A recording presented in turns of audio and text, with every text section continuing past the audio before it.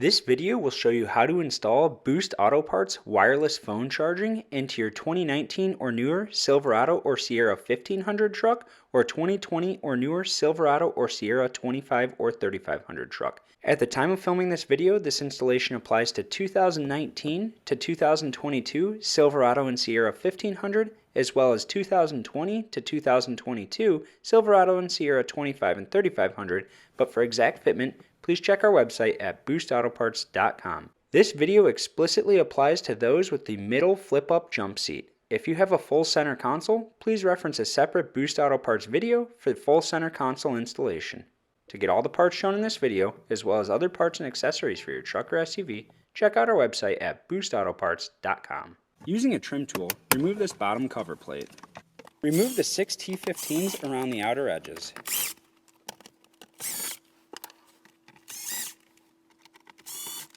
The 2 bottom screws are T20s, remove those. Remove the plastic dust shield entirely. Remove the 4 T15 screws holding on the trim bezel. There's 2 at the top, covered up by this little piece of foam.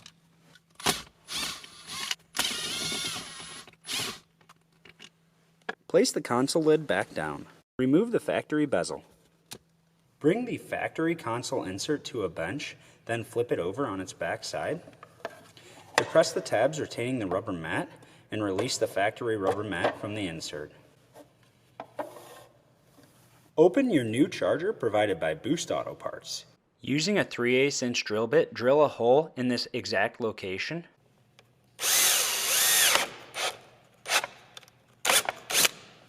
Remove the rubber mat from your Boost Auto Parts charger. Bring the Boost Auto Parts charger into position.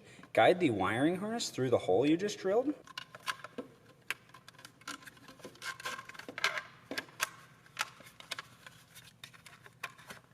Locate the bag of the 4 self-tapping screws provided by Boost Auto Parts. Push the charger into position, then hold it into position and install the 4 self-tapping screws. Be careful not to over-torque them.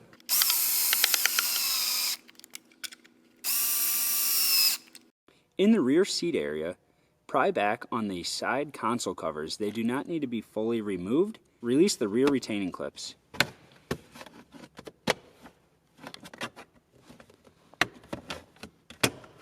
Pry up on this upper piece right above the 12-volt receptacle. Release the lower console bezel. It's held on with trim clips. Locate the 12-volt power outlet. Pry up on this red lock on the connector. It may be removed or it may just come up slightly.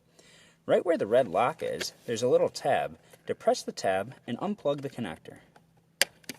Locate the plug-and-play Boost Auto Parts wiring harness. We'll be installing that in the vehicle next. Locate the end of the Boost Auto Parts harness with the gray and black connectors. Plug the gray connector back into the factory receptacle. Plug the factory connector into the black connector on the Boost Auto Parts harness. If your factory connector had a red lock, reinstall the red lock. Begin routing your Boost Auto Parts harness on the passenger side of the console insert. What you're going to do is pull this trim back slightly, then guide the wiring harness right around this plastic nub.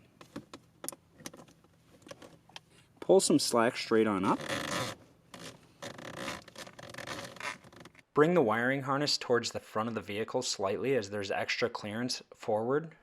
Measure out the wiring harness to this length. The excess can be left down by the accessory 12-volt outlet. Tuck the wiring harness in between the seat and the plastic bezel. Using a 3/8 inch drill bit, drill on the back of the console lid right in this exact location.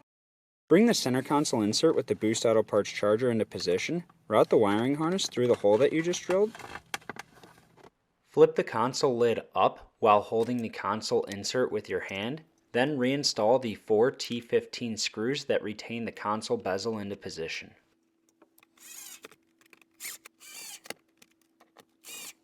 Bring this bottom trim plate into position so you can locate the proper area to drill. It will be on the passenger side, right below this nub. Drill a 3/8 inch hole. Route the wiring harness from the lower console area through the hole. Then plug the Boost Auto Parts harness into the Boost Auto Parts charger. Tuck the connector into this cubby straight over here. Bring the console lid bezel cover into position, making sure the connectors stay tucked into the cubby. Reinstall the 6 T15s holding on this trim cover.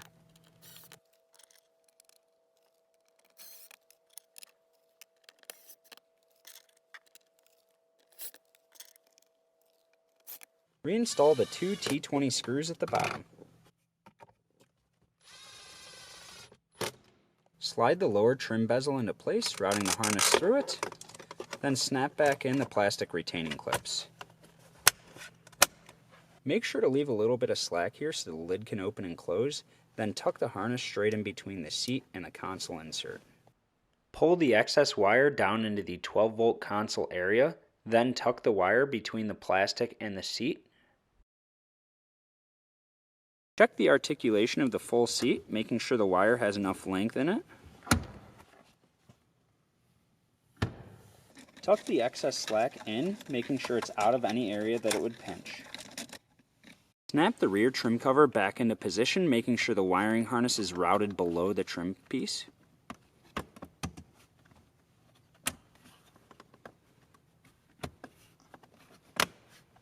Snap the top bezel on, then snap the side.